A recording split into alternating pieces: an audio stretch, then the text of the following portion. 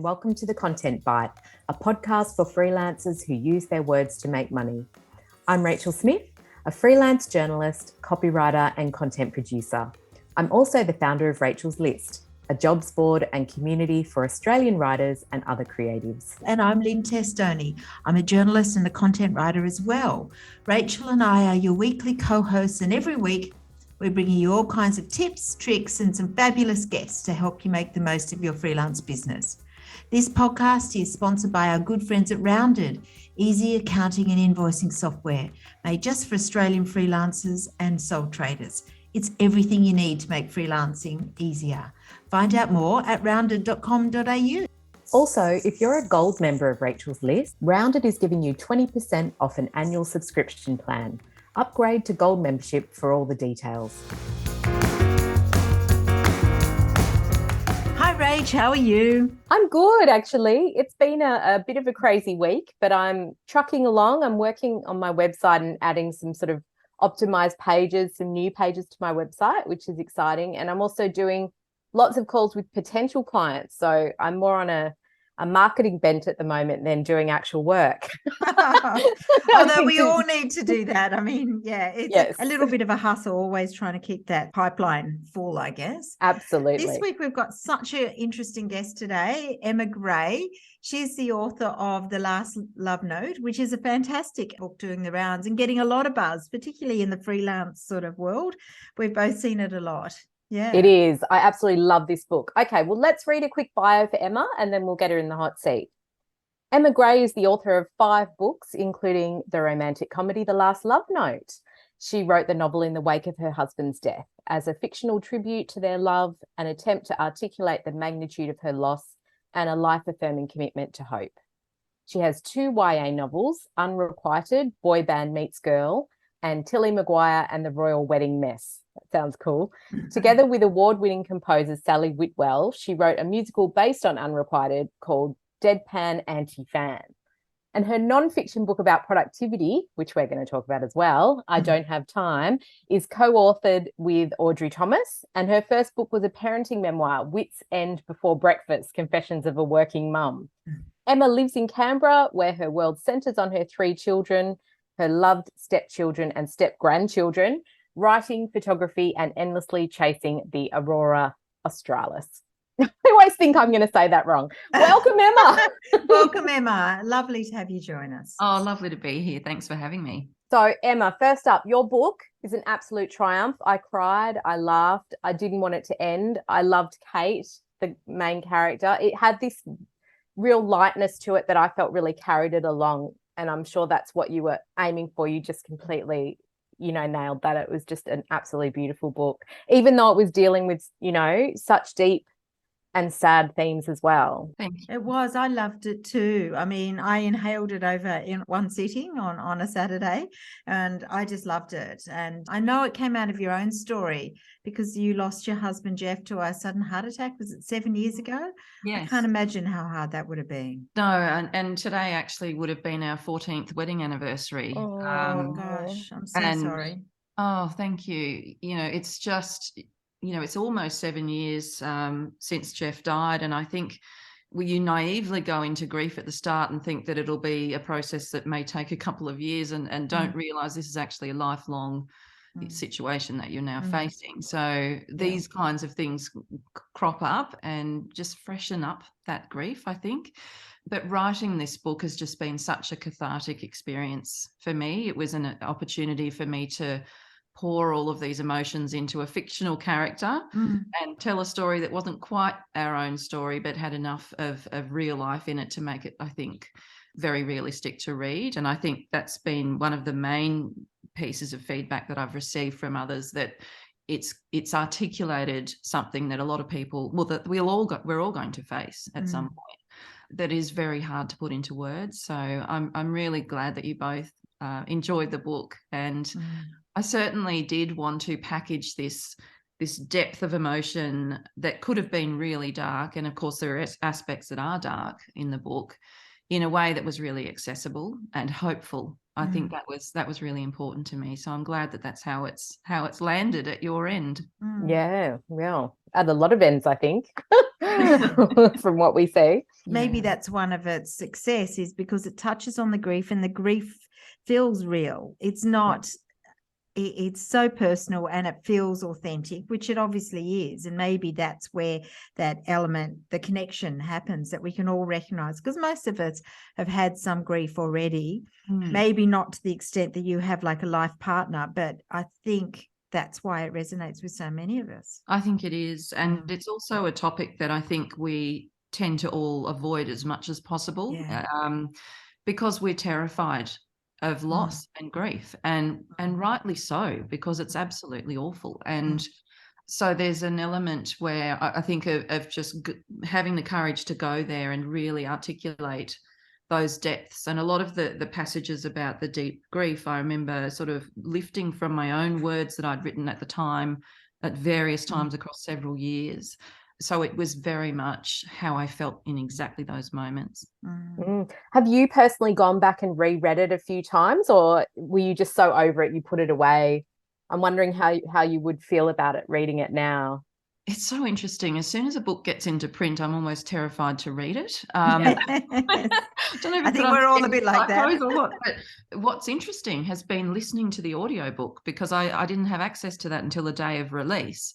And it was quite something to hear my story told in the voice of Leanna Walsman, who's an absolutely brilliant narrator. I love her.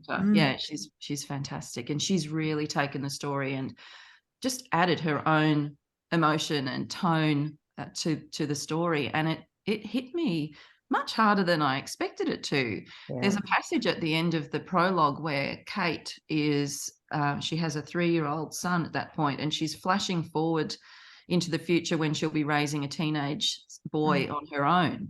And she sort of says at the end of this prologue in the supermarket, I don't think I can do this. And I heard Leanna read those words, and it almost gave me a sense of actual panic and anxiety, because the day that the book came out, I just dropped my 12-year-old to his first day of year 7. So I'm now at exactly the point that she was dreading. And it hit me that this is me. And I mean, it sounds sort of strange for me to say this when I did write those words, but just hearing it in another voice had a different impact. Yeah, absolutely. We hear a lot about the stages of grief, and we've, all read about those stages. I also read, I think, that the idea for it came on quite early in your grief. And I just wondered, did you kind of think, about it then in terms of mapping out a story and thinking about the characters, or were you just writing notes at that point and journaling and that sort of thing? I think because I am a writer, I knew very early on that the only way through this for me was going to be through words. Yeah. So I assumed very early on that I would write a book about grief, but I just didn't really know at that point what form that book might take. It could have been several different things. It could have been a memoir. It could have been a non-fiction book. But then I found other non-fiction books that were just fantastic. Probably the best one that I found is by Megan Devine, she runs a page called Refuge in Grief, which I recommend to everybody. It's just so incredibly helpful. And she's written a book called It's Okay That You're Not Okay. And so there was no need for me to reinvent the wheel and write another book like that. And eventually I settled on the idea of fiction, and it meant that I could just separate myself a little bit from the story but really explore the feelings that I'd had. But I'd started writing firstly really just almost through Facebook posts with my very supportive connections and friends. And those posts, I was really very open with them. And then people would sort of pile on with their own stories and their own support. Yeah. And we processed a lot of it together on Facebook. Wow. Social media gets a bad rap sometimes, but if you use it right, I think it can be incredibly helpful. And so I had written a lot in real time as I went through. And I didn't actually start writing this book till about 3 years after Jeff died. Yeah. And I don't plot my novels at all. I'm a pantster, you know, I fly by the seat of my pants through the story and figure it out as I go along. So I actually didn't know what was going to happen, who it would be about, what. I didn't know anything. I planted the idea that there was a big secret between Kate's husband and her new love interest. I planted that very early on in the book, but I didn't know what that secret was until almost I did wonder if you knew what the secret was. And that's what keeps me going writing, because I'm thinking, well, I need to find out. And so I don't think too much about the characters and the plot at the time of doing the first draft. But once I started writing that, the whole first draft, which was, of course, quite a skeleton draft compared with what we've ended up with, fell out in about 5 weeks. It was just this compulsion to write it. And then I spent another 3 years after that working on it. And I think we're up to about 11 drafts by the time you got it in your hands. Wow. Wow. I guess that you already had a publisher since you'd done some books before, but was it hard to get a different type of book across the line, or were they supportive? How did that process work? I have a literary agent, Anjanette Fennell, and I found Anjanette when I ended up self-publishing a teenage novel for my daughter in 2014. She hated reading but loved Harry Styles. So I decided to just write a story for her and wanted to get it into her hands, this story about a boy band, get it into her hands as fast as possible. So I didn't want to muck around and even try and get that one traditionally published. And Anjanette happened to be the first non-family or friend person to have reviewed my book on Amazon. And I was so excited to read that. So dorky as an author, really. So I reached out to her and thanked her for the review, not even realizing that she was an agent. So it just began as this friendship that developed into her representing my books. And so she ended up selling that book and another one to HarperCollins. And then with this one, she knew when she read it that the best person for this book was Ali Watts at Penguin Random House. And she knows Ali really well and knew the kind of stories that Ali loves, and sent it to her first. And she is the person who's ended up with the book. I would never want to make this story sound like it's all been one success after the other, though, because I know, you know, for example, with one of the other books, I had 17 rejections before it was accepted. And I've developed a really healthy relationship with rejection and failure. I mean, I think it's absolutely essential for success. And I'm so embracing of it these days that I've got a chart on my kitchen wall where I'm collecting 100 rejections, and that helps me just put things out into the world, and hopefully something will stick. So the more you put out, the less attachment you have to every one of them, I suppose. You know, you're not got all your eggs in one basket and waiting for that to come back. So I think that's, you know, always one of my top pieces of advice to anyone who's writing is to just get courageous and throw things out there into the world. Amazing. I think all writers could have a chart like that on their kitchen wall. Yes. Maybe with stars or something. It doesn't take long to fill it up, let me tell you. Oh my God. Sad. I just wanted to circle back for a minute to some of the reviews, because did I see your daughter reviewing the book recently? Yes. That must have been very poignant for you, knowing she was reading it. How it really was. So I've got 2 daughters and a son, and my elder daughter, who's doing a PhD in criminology, actually interviewed me in a library talk the other day. So that was one highlight that was just beautiful. But then Sophie is the one that I'd written the teenage novel for, that hated reading. And she hasn't read a single book since school. She's now 22.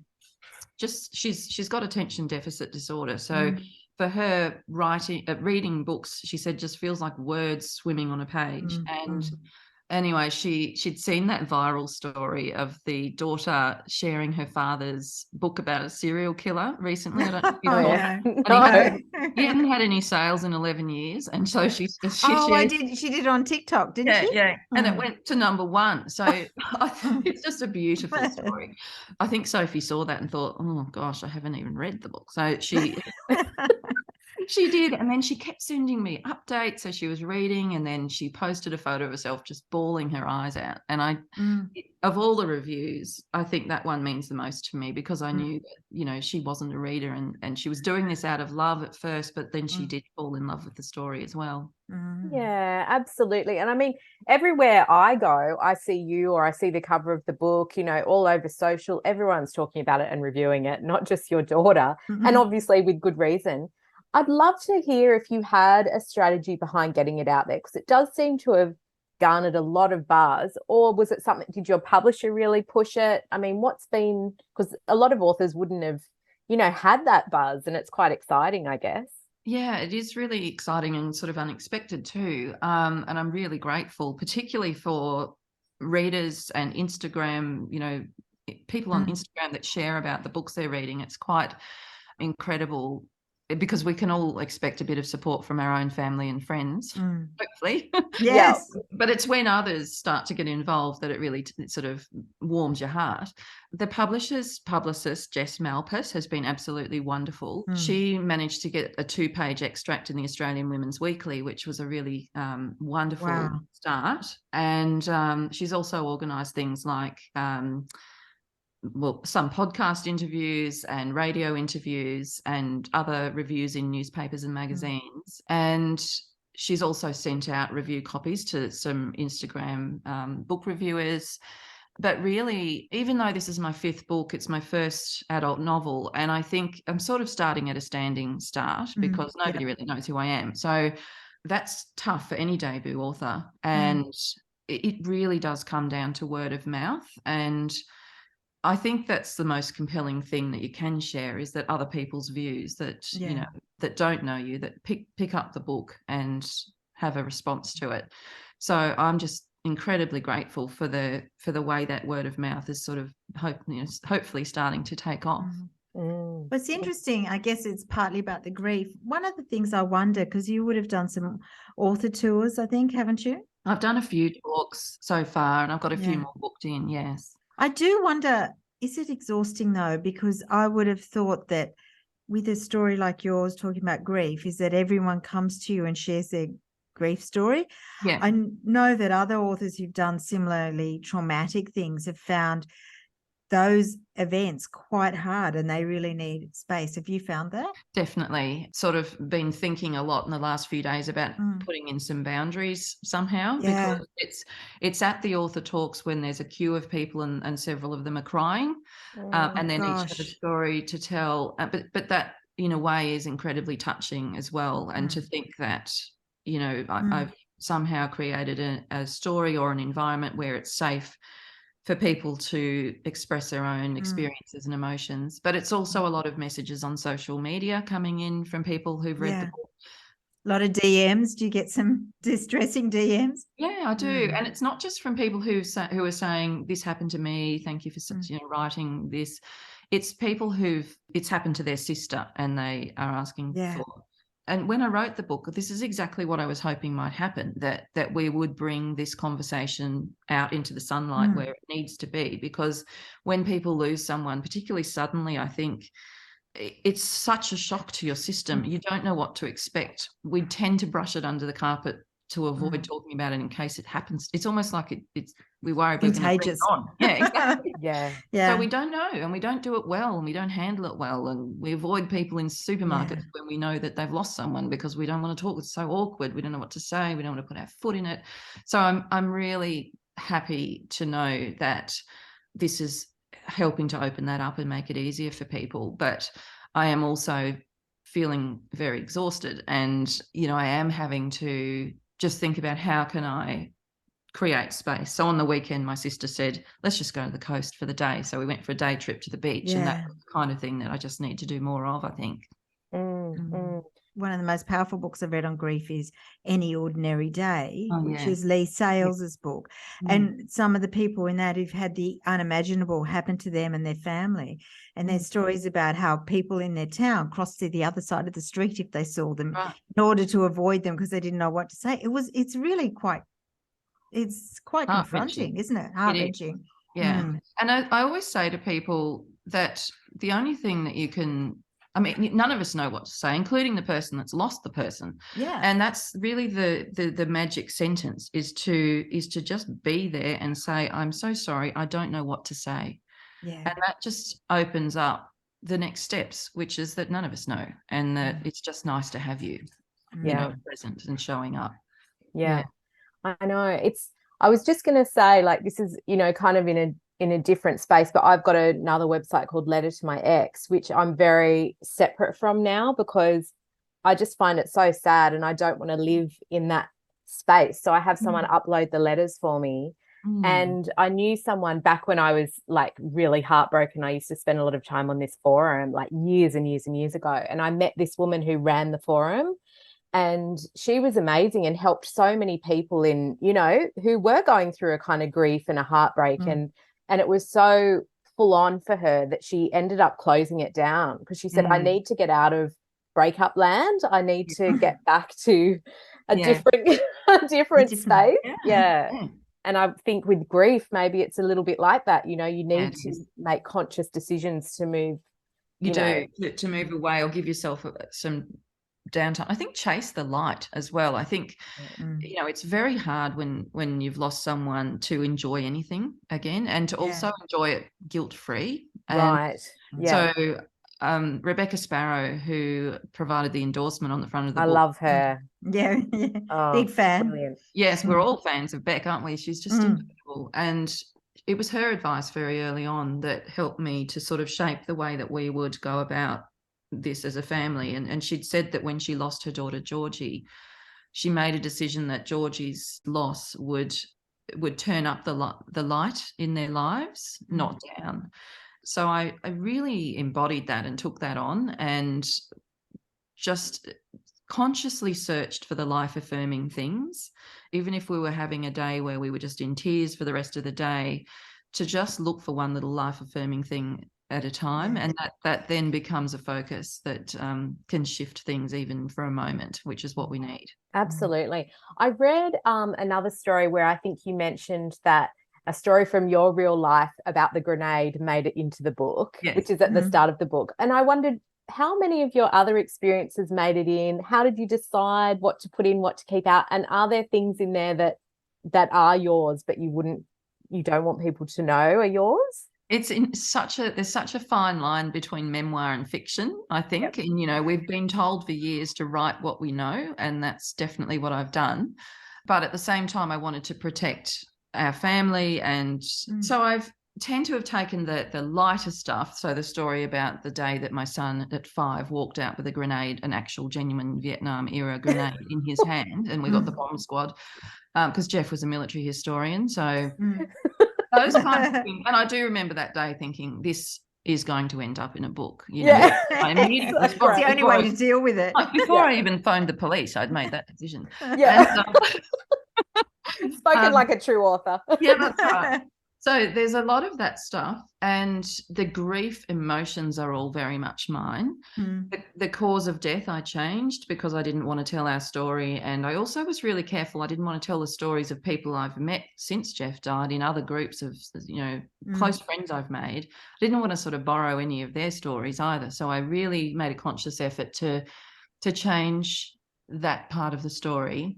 I've made up the love interest, so that's unfortunate. But that's okay, you can channel. That's right. But the other thing that I did do was that I used the book as an opportunity to thank a whole lot of people who did beautiful things for our family, by just incorporating little examples all the way through that they'll recognize. So for example, gorgeous. The story of them coming home one day and finding the house covered in Christmas lights is something that really happened to us. And the story of a friend who's a composer writing a piece of music that we played at the funeral is true, based on Sally Whitwell, who co-wrote the musical based on my teenage novel, because everyone has their own little sphere of expertise. So I wanted to try to sort of thank those people in a little acknowledgement throughout the story. So that was a nice opportunity. Wow. Yeah. Wow. Would you have advice to writers who want to write their way through an emotional journey? Is it good or bad, or a bit of both? I think that it's really good and helpful to to write, even if nobody else ever reads the words, just to get those words out somehow and onto a page. And I would say, if you feel like processing your trauma or loss or grief or heartbreak through writing, just to do the first draft of whatever it is as if nobody else is ever going to read it and it's just for you, because then you're just fully invested in it and can pour out everything onto the page and not hold back at all. There are so many opportunities later on, if you do want to take it further and show other people or get it published, for you to actually think, now, am I comfortable with all of this going out into the world? And so you can do that editing later on, but I would say don't censor yourself. Just get it all out as you go. There's actually that the author Megan Devine, who I mentioned earlier, from Refuge in Grief, she runs a program called Writing Your Grief. I haven't done it, but a friend has, and she said it's excellent. So, I think there are probably other courses and other opportunities for doing this kind of writing, and it is a form of therapy. It really is. Yeah. Amazing. Well, this isn't your first book. We mentioned as well that you have co-written I Don't Have Time, which is the productivity book. And you also work as a freelance writer and a copywriter and an accountability coach, which is such a good varied mix of work. So what does your typical week look like? Well, that's a difficult question, because I suppose there's not really a typical week, but Yeah. there are some constants that run through it. And one is that I have accountability coaching clients who I work with on Zoom, and they're sort of peppered throughout the week, which is really wonderful. And it gives me an opportunity when I work from home to have conversations with people rather than my dog. So that's good. And then I have freelance writing projects. So I'll write perhaps articles that have been commissioned for different news websites. And then I subcontract for some copywriting, which I love to do because it means I'm not having to find clients. And, you were mentioning before, Rachel, the marketing. And that's not my forte. So it's nice to do some work for somebody else who tells me, here's a client, here's what they need. Can you go and write this? I love that too. I really enjoy that. So that's fantastic. And then other things so for example, this weekend, Audrey and I, my co-author, Audrey and I are doing a workshop in Canberra called the Reinvention Project for women who are sort of, midlife, sort of asking what next. So we're putting together the workshop and preparing materials for that. So it's a really diverse mix of things before we even think about adding in writing fiction. Yeah. Wow. What are your tips for freelance writers who might do the copywriting and the freelance writing, but also be writing books? Are there any productivity strategies that have worked for you? Well, I spoke to somebody last week who I knew was wanting to write a book, and I said, how's it going? Which is a terrible question to ask. And he said, I haven't really started because I haven't yet been able to isolate the zone to write. And I said, I don't think you can, that's just not going to work. And there is no zone. So when you're working with other jobs and you've got a family and you've got extra responsibilities beyond, with extended family. I mean, my mum is 90 and has advanced dementia, and so there's not just the family pressures and the work pressure. You could say, well, I just don't have time to write a book. But books get written in tiny bits and pieces in the nooks and crannies of the day, and you've just got to grasp for those opportunities. So my first tip would be to take the laptop with you everywhere you go, because there's all this extra time where you're just sitting in a car scrolling on your phone waiting for kids to come out of a lesson or something, where you could actually write a paragraph. And people, I think, sometimes fall into the trap of thinking, well, a paragraph's not enough. But you could write a whole book, a paragraph at a time over the course of a year. You really could, you do the maths and you can work out that that's actually achievable. I never say do the maths. It's not my thing. Anyway, so I could be totally wrong on the math. But anyway, but it's true that it can happen in bits and pieces. And the other thing I've learned is that if I don't prioritize the fiction writing first in the day before any of the other work, even on days where I know I've got a lot of work and deadlines and all of that, it simply won't happen. So I will always write first thing in the morning, often before I even get out of bed. I'll just sort of write a few words. And at the moment I'm writing my next book, and I've set a deadline and then worked out the number of words I have to write per day, and it's only 500 words or something at the moment. I mean, if I don't write any of those words for a long time, that's going to add up. 2 more words per day required. But, you know, that's the thing. I always, and I picked that up when I did the National Novel Writing Month Challenge that happens each November. I remember that the first year I did that, I thought, I really don't have time to write a book, but you just make time. If you really want to write one, just do it first in the day. Yeah. Absolutely. No, that's interesting. The productivity is a key thing. Mm. We also, like on this podcast, we often ask all our guests about their favorite tech tool, software. Is there anything you couldn't do without in your work as a writer? Something I've started using, and it's partly because of my distinct lack of organization administratively. You know, I've had horrible things happen in the past where I've lost documents and, you know, or they've crashed or whatever. So I now use something called Dabble Writer, and it's a bit like Scrivener. I don't know if you've heard of Scrivener, but you know, but Scrivener is quite a complex tool, and Dabble is a little bit less complex, but has all the things I would want to use. And so it's just somewhere where you can have each of your manuscripts. It makes it easy to shift things around. I actually restructured my novel the night before I sent it to the publisher. I had COVID and I was delirious. Oh God. I suddenly got the idea that I needed to incorporate some of the chunks of, because I flash forward and back, some of them I needed to sort of put together over here, and I shifted all these things.